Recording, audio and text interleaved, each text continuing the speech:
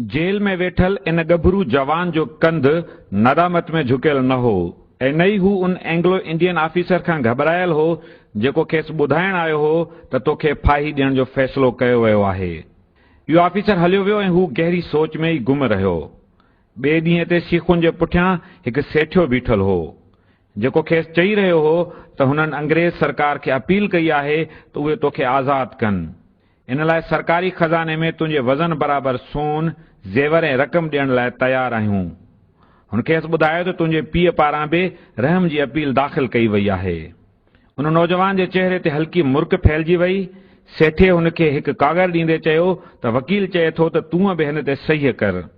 नौजवान ॿीहर उन सेठ ॾांहुं निहारे मुर्की ॾिनो ऐं सेंट्रल जेल सखर जी सीखुनि खे मज़बूतीअ सां पकड़ींदे चयाईं, इनकलाब जिंदाबाद।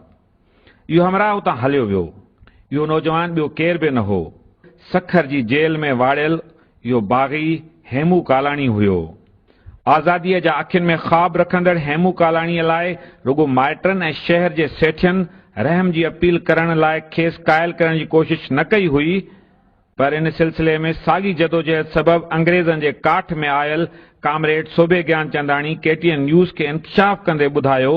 अच्छा, चवनि था त जॾहिं हुनखे केस हलियो पए त उतां जे जेके वापारी हुआ उन्हनि ऑफर कई गवर्नमेंट खे, हिकु पासे हेमू खे विहारियो, हिकु पासे असां सोन ऐं माया था रखूं त हिनखे आज़ादु कयो वञे। इहा मिथ कीअं? सखर जा सेठियूं वाकई पैसे वारा माण्हू हुया, हुननि वॾी ऑफर कई हुई, पर सुवाल ई कोन पियो थियो त को माफ़ी मिले।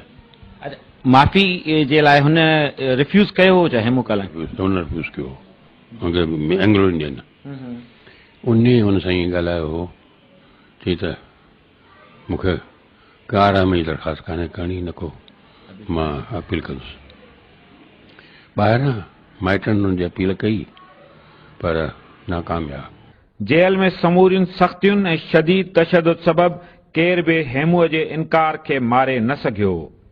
आमतौर हेमू कालाणीअ जे जनम ॾींहं जे हवाले सां जेको बयानु थींदो रहियो आहे, स्कूल रिकॉर्ड उन जो उबतड़ आहे। हेमू कालाणीअ जे जनम जी तारीख़ ऐं साल जे हवाले सां किथे 23 मार्च 1923 ईस्वी ॼाणायो वियो आहे त के वरी संदसि जनम जो साल 1924 ॼाणाइनि था ऐं कंहिं पारां जनम जो ॾींहुं 11 अप्रैल बि ॼाणायो वियो आहे। पर गवर्नमेंट म्यूनिसिपल हाई स्कूल में हेडमास्टर जी ऑफिस में जेके जनरल रजिस्टर रखियल आहिनि, उन्हनि मां स्कूल जो पहिरियों नंबर रजिस्टर कढियो वियो त उन में 1915 ईस्वीअ खां 1938 ईस्वीअ ताईं दाख़िल शागिर्दनि जो विचूर ॾिनल हो। रजिस्टर में हेमन जे नाले सां पहिरीं एंट्री GR नंबर 1018 में ॾिनल हुई। एंट्री में ॼाणायल आहे त हेमन पुट पेसूमल वेठल पुराणो सखर जो आहे ऐं संदसि जनम जी तारीख़ 22 फरवरी 1922 ईस्वी आहे। उन वक़्तु इन स्कूल जो नालो म्यूल्स स्कूल हो। हथ कयल रिकॉर्ड मूजिबि इहो स्कूल 1903 ईस्वीअ में कलेक्टर HP म्यूल्स जे दौर में क़ाइमु थियो, जंहिं करे इन स्कूल जो नालो म्यूल्स AV स्कूल रखियो वियो, जेको विरहाङे खां पोइ 60 वारे ॾहाके में गवर्नमेंट म्यूनिसिपल हाई स्कूल थियो। In school J general register में इहो बि ॼाणायल आहे त हिन स्कूल में हुन पहिरें दर्जे में दाख़िला वरिती हुई।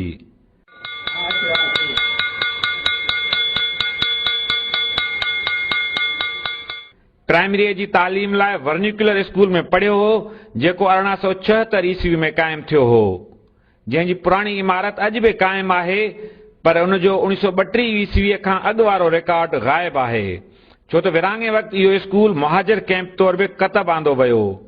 प्राइमरी बाद हेमन म्यूल्स स्कूल में पहिरीं अंग्रेज़ी में दाख़िला वरिती, जंहिंजी दाख़िला तारीख़ 3 अप्रैल 1934 ईस्वीअ ते ॼाणायल आहे। अंदाज़ो करे सघिजे थो त हुनखे प्राइमरीअ जे पहिरें दर्जे में 1929 ईस्वीअ जे लॻभॻि दाख़िल करायो वियो हो। म्यूनिसिपल हाई स्कूल जो रिकॉर्ड ॿुधाए थो त पहिरें दर्जे खां पोइ हू न्यू मॉडल एकेडमी हलियो वियो, जितां हुन ॿीहर हिन स्कूल में अची दाख़िला वरिती। स्कूल जी GR एंट्री 1265 मूजिबि हेमन 17 अगस्त 1937 ईस्वीअ ते 3 दर्जे में दाख़िला वरिती ऐं इहो 3 दर्जो अंग्रेज़ी जो हो।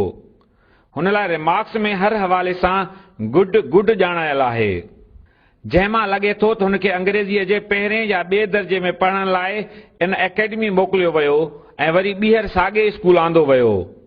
ॿी एंट्री जो GR नंबर 1265 आहे। इन एंट्री में ॼाणायल आहे त इहो हेमन GR नंबर 1018 वारो साॻियो आहे। 1937 ईस्वी जी दाख़िला खां पोइ हू 1942 ईस्वीअ ताईं मैट्रिक जो इम्तिहान ॾेई हिन स्कूल मां निकितो। स्कूल जे रिकॉर्ड मां इहा ॻाल्हि हथ न आई त नौजवान हेमन मैट्रिक जो सर्टिफिकेट हासिल कयो या न।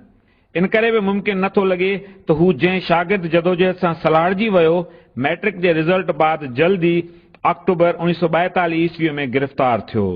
रिकॉर्ड मां मालूम थिए थो त हुन मैट्रिक जो इम्तिहान पास कयो हो। हुन